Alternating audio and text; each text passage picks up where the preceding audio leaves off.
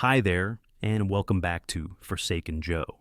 Today's story is one that still makes my hands shake as I write it. It begins on a rainy Thursday night, the kind of night where everything feels heavy and unpredictable. I wasn't supposed to be home. In fact, according to my wife, I was still 2 states away, stuck in back-to-back meetings. But plans change, and when I realized I could catch an early train, I thought it would be a sweet surprise. Little did I know that surprise would crush every illusion I had about my marriage. I remember stepping off the train with this weird gut feeling, something I couldn't shake. The rain soaked through my jacket, and as I drove home, I had this strange mix of excitement and unease. Maybe it was the weather. Maybe it was just me being overly dramatic. I've always been that guy who overthinks everything. But deep down, I think I already sensed that something wasn't right. When I pulled into the driveway, I noticed the first red flag. The curtains in our living room were closed. Daphne hates closed curtains in the evening. She always said it made her feel like we were blocking out life. My heart thudded in my chest, but I tried to push the thought away. Maybe she was watching a movie, maybe she was just tired. But then I spotted it, a shadow moving near the window. And not just one shadow. I walked to the door as quietly as possible, the rain masking my footsteps. The house was filled with a low hum of music, something jazzy, definitely not the type of playlist we usually listen to. My keys trembled in my hand, but when I opened the door, I didn't call her name. I couldn't. Something in me just knew. I left my bag near the entrance and followed the sound of voices. My own house felt alien, every creak of the floorboards, every flicker of the hallway lights. It all felt like I was sneaking through someone else's life. And then, on the staircase, I found a man's watch. A sleek, expensive watch, not mine, not anyone I knew. My chest tightened. I wanted to turn around and leave, but my legs carried me forward. Each step upstairs felt like a countdown, like I was walking straight into a nightmare. I could hear Daphne's voice now, soft but unmistakable, mingled with a laugh I hadn't heard from her in months. A laugh that wasn't meant for me. I reached the bedroom door, my hand hovering over the handle, and for a second, I hesitated. Part of me wanted to just run, to disappear, to never find out what was happening behind that door. But another part of me needed to know, so I pushed it open, and what I saw made my blood run cold. When the door swung open, time slowed. It wasn't like the dramatic moments you see in movies where the cheater jumps up, panicking and covering themselves. It was worse, far worse. They were so lost in each other, they didn't even notice me at first. The man, someone I had never seen before, was sitting on our bed, his jacket tossed carelessly on my pillow, and Daphne was leaning toward him with that playful smile I hadn't seen in months. My wife. The woman who told me she wasn't in the mood for anything romantic just last week was laughing and brushing his arm like a teenager with a crush. For a moment, I stood there frozen, my brain trying to process what my eyes were screaming. Every detail felt exaggerated, the way the lamplight curved around her face, the soft hum of music coming from her phone, even the faint scent of wine lingering in the air. It was like I had stepped into an alternate universe where I didn't belong. My throat was dry, but words came out, trembling and uneven. What the hell is this?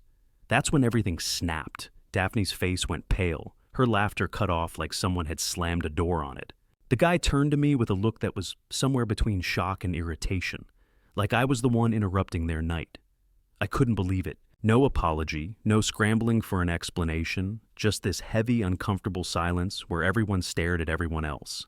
I felt like a coward. Instead of yelling or throwing things like a movie hero, I just stood there, stammering, my voice cracking. Who is this? Daphne? What's going on? I sounded pathetic, like a kid who just found out his favorite toy was stolen. She didn't answer right away, just sat there with her mouth half open, searching for something to say. The guy finally spoke, his tone smooth, almost mocking. Maybe you should calm down, man. This isn't how it looks. Not how it looks. My mind was spinning. I could feel this mix of rage and heartbreak boiling inside me, and all I wanted was for someone to tell me it was all a misunderstanding. But the evidence was right there, staring back at me. My wife looked at me with these guilty eyes that told me everything I needed to know, even if she never said a word.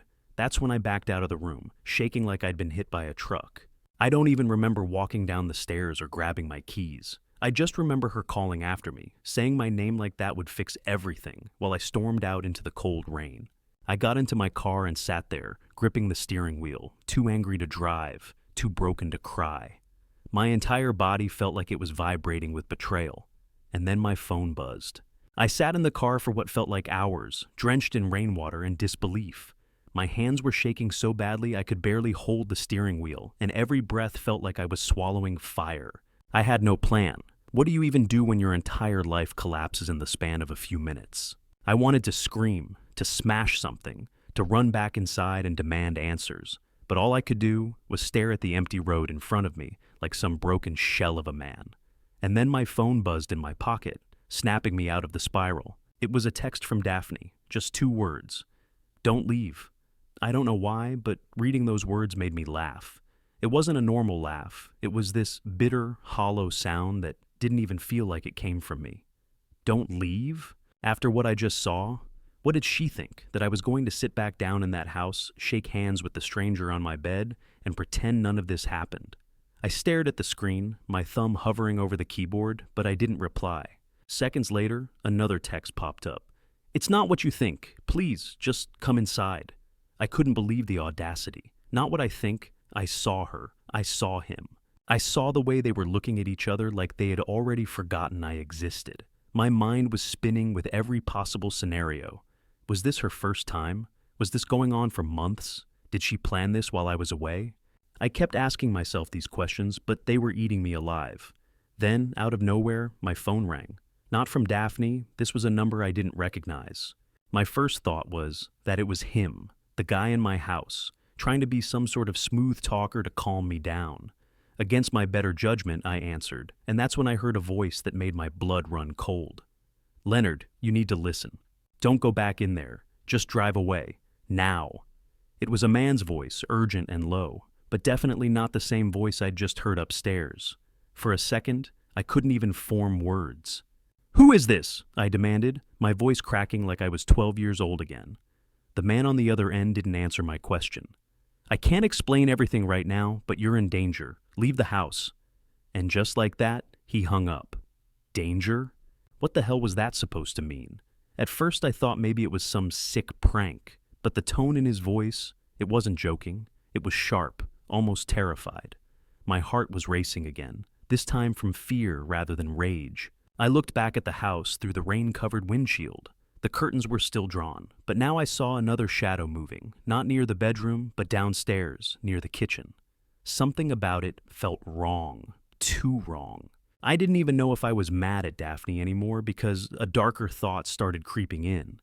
What if there was more to this than an affair? What if that guy wasn't just some random stranger? I gripped my phone, torn between calling the cops, storming back inside, or just driving into the night and never looking back. But then the front door creaked open. The front door opening on its own, like that felt like something straight out of a nightmare. I sat frozen in my car, rain streaking down the windshield, staring at the darkened doorway that now gaped like a silent invitation. My first instinct was to lock the car doors, and I did, my trembling fingers fumbling on the button. The house was quiet now, eerily quiet. The music I'd heard earlier had stopped, and all I could see was a sliver of light from the hallway lamp spilling onto the porch. I couldn't tell if Daphne was standing there, or if it was just my mind playing tricks on me, but the longer I stared, the more certain I became that someone was watching me from the shadows. My phone buzzed again, but this time it wasn't a text from Daphne. It was another unknown number. I hesitated, my heart pounding against my ribs like a drum. Against my better judgment, I picked it up. Leonard, I'm serious, the same voice whispered urgently. Do not go back in there. That man isn't who you think he is, and if you walk through that door, you won't like what you find. Before I could even ask who the hell he was, the line went dead. I sat there in silence, gripping my phone so hard my knuckles turned white. Every instinct I had was at war. Part of me was furious and desperate to confront Daphne and this stranger, to demand answers about the affair that had just ripped my life apart. But another part of me, this cold, primal part, was telling me to drive, to leave everything behind, because something far worse was brewing inside that house.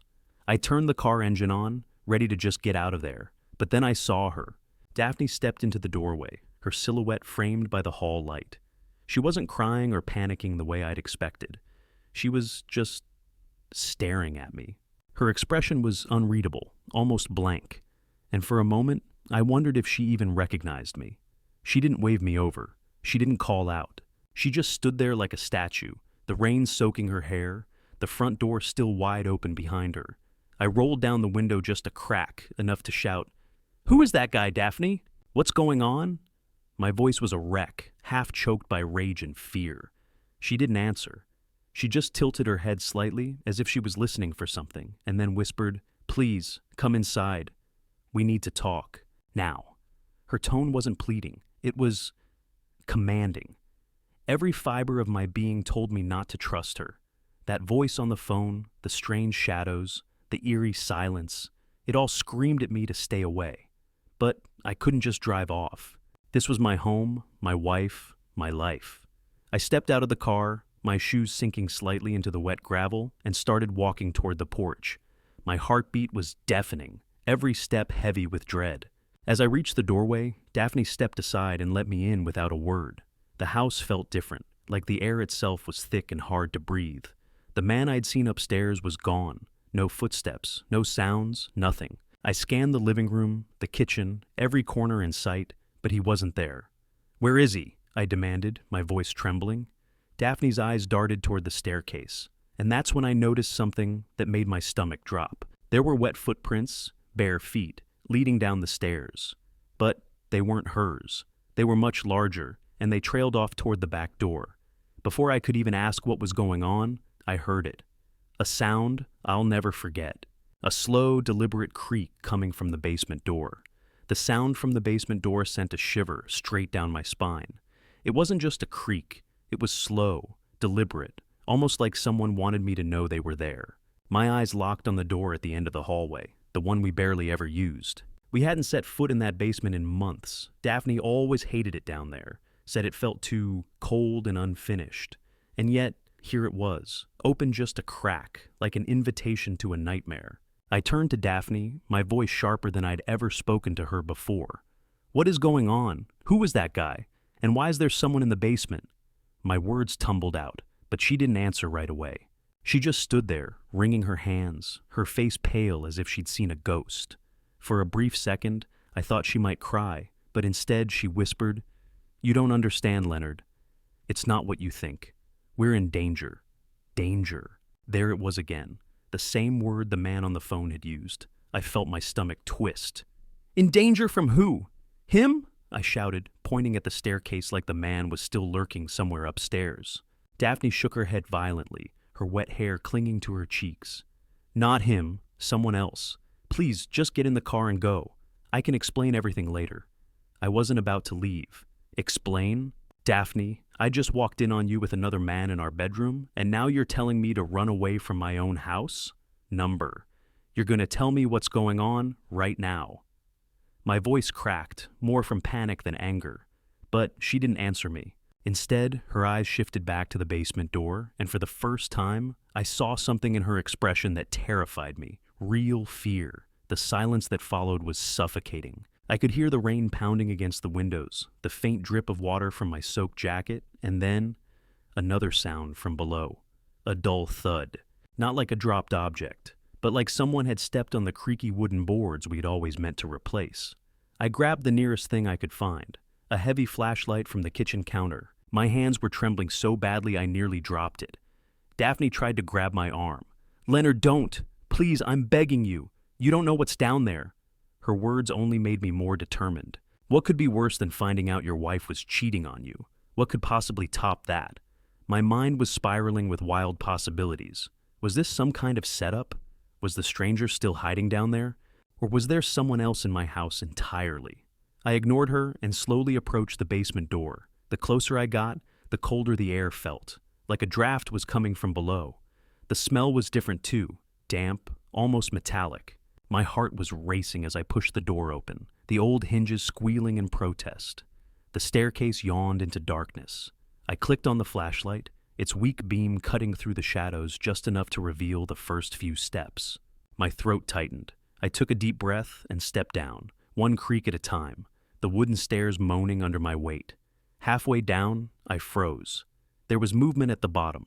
A figure. Not the man I'd seen upstairs. This one was taller, broader, and standing perfectly still. The beam of my flashlight hit its face, and what I saw made my blood run cold. It wasn't a stranger. It was someone I knew. When the beam of the flashlight landed on his face, my knees nearly gave out. It wasn't some faceless stranger lurking in my basement. It was a man I knew from my past. Elias, my former business partner. A man I hadn't seen in over 5 years, not since our company fell apart after he vanished with a chunk of our funds and left me to pick up the pieces. The sight of him standing there, calm and almost smirking, felt like the universe had just decided to play the cruelest joke on me. "What the hell are you doing here?" I shouted, my voice echoing off the cold basement walls. He didn't flinch, didn't even blink, as if my anger amused him. "Hello, Leonard," he said casually, like we were old friends meeting at a bar. "It's been a while, hasn't it?" I tightened my grip on the flashlight, rage bubbling up inside me. "Answer me! Why are you in my house, and what do you have to do with my wife?" My voice cracked, the fear and confusion mixing into something desperate and ugly. Before Elias could answer, Daphne appeared at the top of the basement stairs, her voice trembling as she called down. "Leonard, please, just come back up." "You don't understand." I spun around to face her. "Oh, I understand perfectly. My wife is hiding things from me, and now there's a con man from my past standing in my basement. How much more do I need to understand, huh?" Elias chuckled, a low, unnerving sound that made my skin crawl. "You think this is about her? You think I came here for a reunion? Oh, Leonard, you really have no idea how deep you're in, do you?" His words hit me like ice water. The way he said it, calm, confident, almost gleeful, made me realize this wasn't about some cheap affair. Something far worse was unfolding right under my nose. "What do you mean?" I demanded.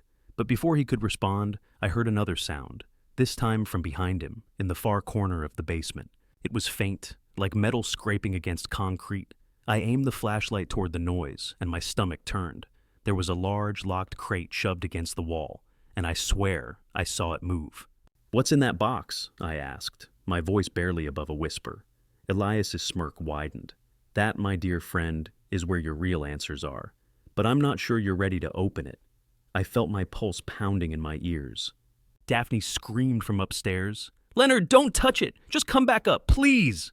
Her voice was frantic, desperate. That's when the pieces started clicking in my head. The secrecy, the fear in her eyes, the phone call warning me to leave. It wasn't just about betrayal. Whatever was in that box was the reason they didn't want me here. I took a step closer to the crate, ignoring Elias's dark grin. "Move," I said, my voice firm but shaking. "Get out of my way." He didn't move. Instead, he leaned slightly forward and whispered, "If you open that, your life will never be the same." I didn't care anymore. My hands were trembling as I reached for the lock, and that's when I realized something that nearly made me drop the flashlight. The lock wasn't latched. It was just hanging there, like someone wanted me to open it. My hand hovered over the crate for what felt like forever. I could hear the rain pounding above me, the creak of the old house, and the shallow breathing of Elias behind me. Every instinct in my body screamed that whatever was inside wasn't meant to be seen, that this wasn't just some random box in a basement. It had weight, not just physical, but a kind of heavy, suffocating presence. My fingers brushed against the cold metal lock, and the moment I touched it, I felt a chill crawl up my spine like I'd just stepped across some invisible line. "Leonard," Elias said softly, almost mockingly, "are you sure you want to know? Because once you look inside, there's no going back. You won't be able to unsee it. You won't be able to unlearn it." His voice had this calm, deliberate tone, the kind that only makes you more desperate to do the very thing you're told not to. I turned back to glare at him, my jaw tight. "You've been hiding in my house. You're with my wife, and you're telling me not to look? I'm done listening to you." Daphne's voice echoed down the stairs, frantic and almost broken. "Leonard, please!" "It's not what you think. If you love me at all, don't open it." The way she said it sent my thoughts into chaos. If you love me? Was this some kind of sick test? My life already felt like it had unraveled, and the only way forward was to pull apart the last piece of the puzzle. I grabbed the edge of the crate and yanked. The lid screeched as it opened, and I instantly wished I hadn't done it. Inside, nestled under a tarp, were items I didn't recognize. Boxes of documents, a set of unfamiliar keys, and something that made my skin crawl. Photographs. Dozens of them. The flashlight beam shook in my hand as I picked one up. It was a picture of me, standing outside my office from months ago, but I hadn't seen anyone taking it. Another photo showed me and Daphne having dinner at our favorite restaurant, but taken from outside through the window, like we were being watched. My stomach flipped as I flipped through them. Photos of my car, my work, even me asleep in our bedroom. "What the hell is this?" I shouted, my voice cracking, the fear rising into full-blown panic. Elias didn't answer. He just stood there, calm and silent, like he'd been waiting for this exact moment. Then I found something worse than the photos. Underneath them was a small black notebook. I flipped it open, and what I saw made my mouth go dry. It was filled with detailed notes about me, my daily schedule, my meetings, even conversations I'd had with people at work.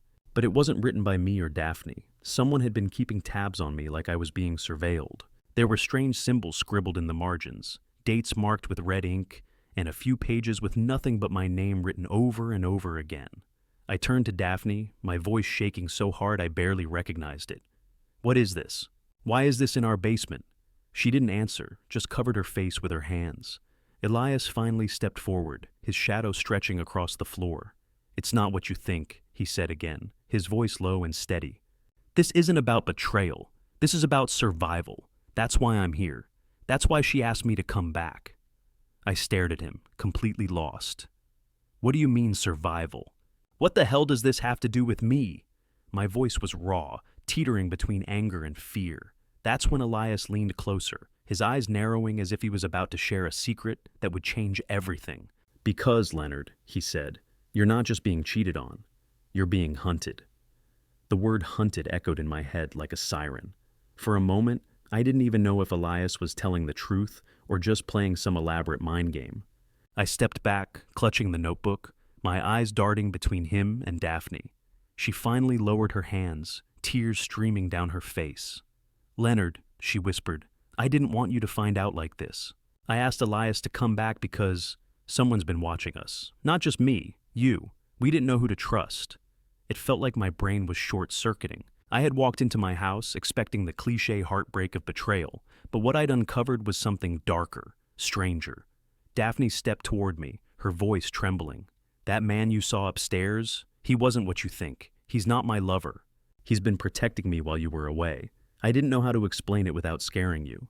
I wanted to argue, to call her a liar, but the photos in my hand told a different story. Every angle, every date, someone had been shadowing me for months. Elias nodded grimly. "I've been tracking the person behind this. It's why I disappeared all those years ago. I made enemies, Leonard, and one of them has found you. They want to ruin you and your wife." The words sank in slowly, like heavy stones dropped into water. "So, this isn't an affair?" I asked, my voice barely holding together. Daphne shook her head violently. "Number God, no. I was terrified to tell you because I didn't want you to feel unsafe in your own home. I should have told you the truth, but I thought I could fix it without dragging you into it." The weight of misunderstanding hit me like a truck. My knees felt weak as I sat on the old basement steps, trying to process everything.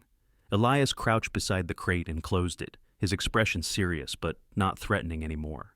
"We need to get the police involved. I have some of the evidence, but I can't do this alone." For the first time that night, I saw Daphne's face soften, her eyes pleading. "Leonard, I'm sorry for everything, but we can get through this if we work together." Something about the way she said it, honest, raw, made the anger in me dissolve into exhaustion. I reached out, and she grabbed my hand tightly. That night didn't end with screaming or heartbreak. It ended with us sitting together, calling the authorities, and making a plan. Elias agreed to help, and though I still didn't trust him fully, I understood he was on our side. Weeks later, after an investigation, we found out who had been behind the stalking, a disgruntled former associate of Elias who had been targeting anyone connected to him. The nightmare ended, and in a strange way, it brought me and Daphne closer than we'd been in years. Trust isn't something you rebuild overnight, but when you've looked fear in the eye together, you start to see what really matters. And that's how the night that began with suspicion and anger turned into a fight for something far bigger than our marriage. It became about survival, truth, and finding our way back to each other. What would you have done if you were in my shoes? Would you have opened the crate, or would you have walked away? Let me know in the comments below. And if you enjoyed this wild story, make sure to share your thoughts and subscribe to Forsaken Joe for more unbelievable tales.